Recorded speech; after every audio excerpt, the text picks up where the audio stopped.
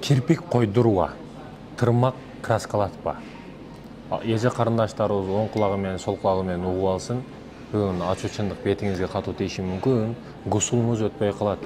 Неге сыгылуу, неге кайгыруу, неге себепсиз стресске, депрессияга түшүп атасыз? Неге оорулар келип сизге жабышып атат билесизби? Гусулуңуз жок жүрөсүз.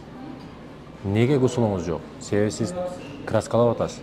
Ол кирпикти жасаман үстүнөн коюп, аркандай кирпиктерди үсө чаптаган учурда негизги кирпиктерге суу жетпегендигине байланыштуу. Гусулдун шарты дененин бардык жериге суу тийиш керек. Озго мурунга суу алыш керек.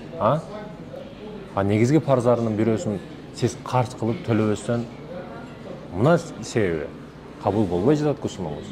Ошондуктан урматтуу эже карындаштарым, сиз өзү табигаттан сулуусуз. Могу табигаттан ошо осмолор болсун, жашылча нерселер болсун, ошол сыяктуу нерселер, оригинал нерселер узак болбойт да, суроолу. Кыса болот. Косметикасы да узак болбойт. Дароо жасанасыз, дароо жууганда жоголо турган маселелер. Энелерибиз, чоң апаларыбыз ошо осмо менен башка менен күбөсүнө жасанган. Ушул туура жүзүңүздү кытайский химикалар менен жоготуп албаңыз табигый сулуулугуңузду.